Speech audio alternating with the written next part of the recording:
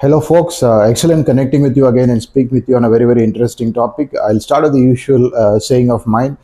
In case you are interested on contemporary topics on life and career, stay hooked to this channel.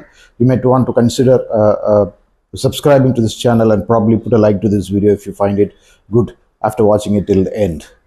Promotions, which is something which we slog for, promotions and salary hikes, a very, very important part of our career lives and works lives.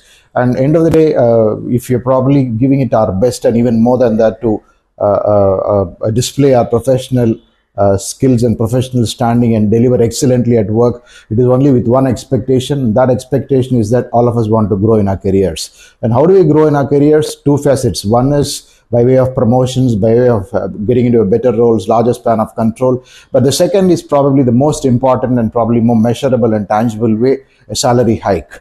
I believe it might probably be an oft-repeated statement, but the fact remains that excellent careers are all fine as long as great money is made. What's the point in making great careers if you really don't make money? As a matter of fact, a lot of times if we have excellent careers, we probably are very, very professionally nourished in our journey, but at least most of us really don't get the kind of money which we should get. And that is a point when we compare ourselves to our peers and colleagues or whomever and decide that probably we didn't really click well.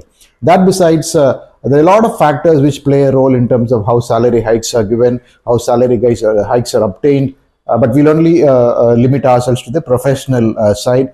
We're not talking about yes-men and people who really are sycophants at the workplace and things like that. But professionally, we do our best in our workplaces. We are really excellent in terms of our KRAs. We've done very well in the past year.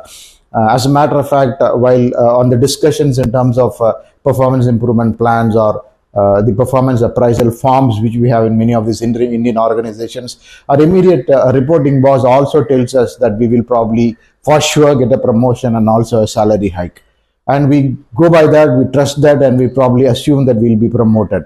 But in the end of the day, once these appraisal letters come, after a few months, we probably are really shocked to note that we will not be promoted. We probably have not been given a salary hike, but we are just continuing the same role, probably with a slightly better nomenclature or one level up in the organization. Why does it happen?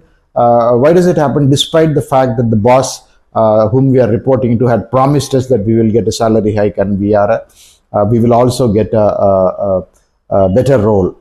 There are a lot of factors, but one very, very important factor which we all make mistakes in assuming is that our immediate bosses are probably the final decision makers in terms of how much who should get and what roles who would get. Although that is an ideal situation, the fact remains that in many Indian organizations and even in international organizations, that is not the truth. There are many, many other people in the organization who hold the leverage or hold the key to such hikes. And if you really want to succeed in terms of getting your hikes regularly, getting better roles and things like that, it is only very, very important that you should understand the particular organization dynamic and position yourselves within the organization accordingly. Now, what exactly do I mean by positioning yourselves in the organization appropriately? I am saying you should be visible to people who matter. That is the most important thing which we need to do throughout the year. We do our work. Of course, we do our work. We report to our bosses. But if we are not visible as a person to people who matter in the organization, we're not going to go anywhere in terms of growth. And that is a brutal reality of corporate life. I'm saying that by my own experience, I'm seeing hundreds and hundreds of candidates who really given in their best shot, but have not been promoted at the end of year and only turned disappointed.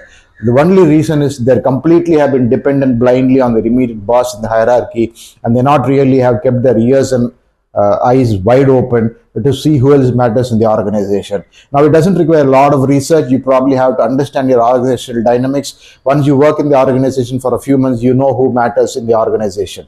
Again, when I say who matters, it depends on the scale and size of the organization. If it is a very small organization, maybe somebody who is your location head would matter.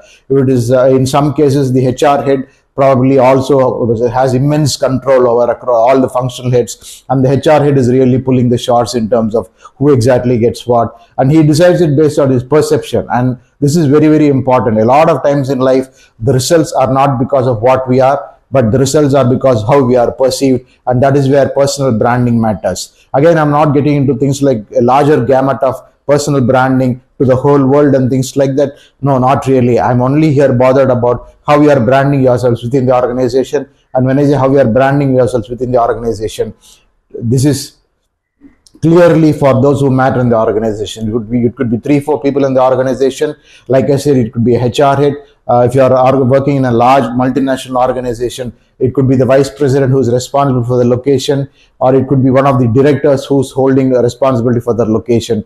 Or in organizations which have multiple functions, there is probably somebody who is also having responsibility to probably lead that function strategically and tactically. You might be reporting to the vice president sales, for example, but yeah, there is somebody who's a board of directors who's constantly interacting with the vice president sales, who also probably is a part of these town halls and things like that. And if you're not going to be seen in the eyes of that person as somebody who is smart, it is very, very difficult for you to get the results at the end of the year. When I say you have to be seen as smart, I'm not really saying that you would probably try and outsmart others and probably push your way through. No, not really. It is all very, very subtle.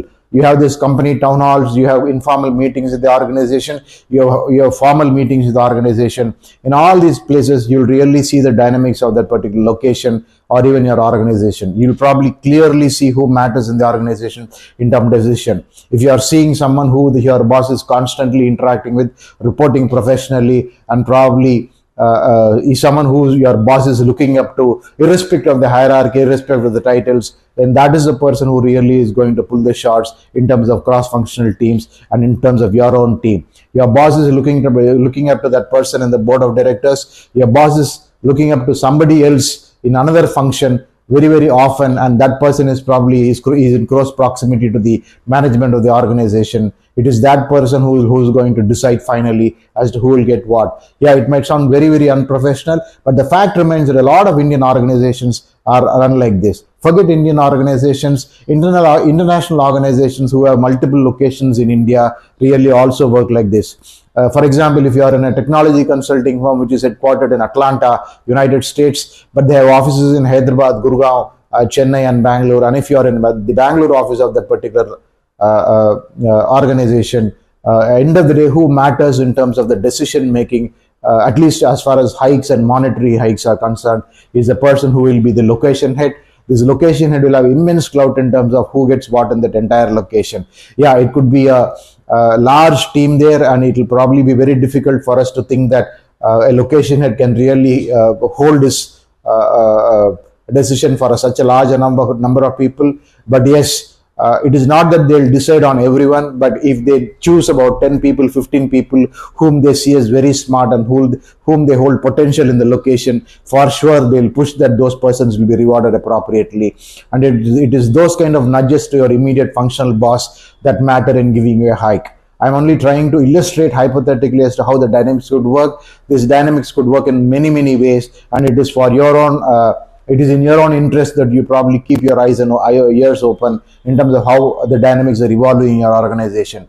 Yes, you may not be able to do immediately once your organization, but once you join an organization, settle down there after 6 months or so, then it is completely your responsibility to keep your eyes and ears open to see that who is going to have that final decisive edge in terms of giving you the hike, giving you appraisals, giving you a fair amount of hike. In fact, when you talk to your managers very, very often or time and again, at least in that time of the year when you're going to get your performance appraisals done, you'll see them often saying one thing: "Hi, yeah, sure, I'll give you a good hike, but you should also remember that everything is not my hand. I'll try my best, but if it doesn't happen, you sure probably will understand my situation." What does it imply? It implies that there are factors like these which are at play, and obviously your immediate boss cannot tell you that, no, you have to please this XYZ person, then only I'll be able to give you a hike. That is not their job. It is your job, because you're a part of a large organization, or even be a small organization. It is in your own interest, and your singular goal is to further your career interests. And what is a better way to further your career interest than in terms of growing in terms of roles, levels, and compensation year on year as much as possible? That is the only way. And probably if you end of the day measure your success as a career professional, the only measure is going to be how much you grow in terms of roles within the organization, and what is the kind of salary hikes you got there. If you joined the organization at X this year, if you're going to leave the organization after 3-4 years, and if you're just going to leave at 1.15 or 1.3x, it is only going to be disastrous for your long-term career. Clearly aim that in a 3 or 5 year stint when you are in the organization, if you're joining the organization at X, you want to get out at 1.6, 1.8 or even 2x. Yeah, but it might sound very outrageous, but again, as they say classically, it is only the crying baby that gets the milk.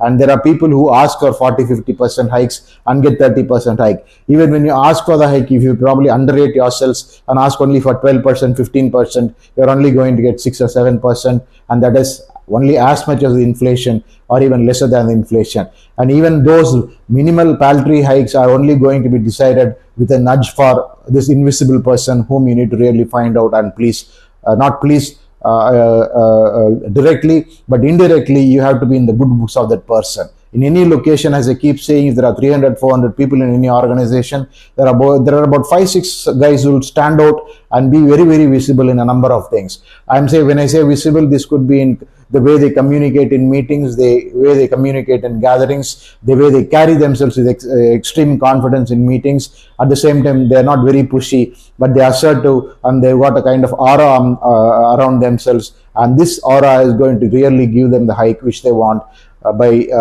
impressing whomever matters in that location. Again, I really can't go on and on and probably play out all the kind of scenarios possible in this, but this is just a gist of how the dynamics could evolve. You will be the best judge of your organization, and you will be the best judge of how the dynamics are evolving in the organization, and probably with some amount of work and some amount of ear on the ground, and probably by connecting with people across functions, within no time you'll know that who is the person who has got this kind of edge in the organization, and who has got the final say in terms of who gets what.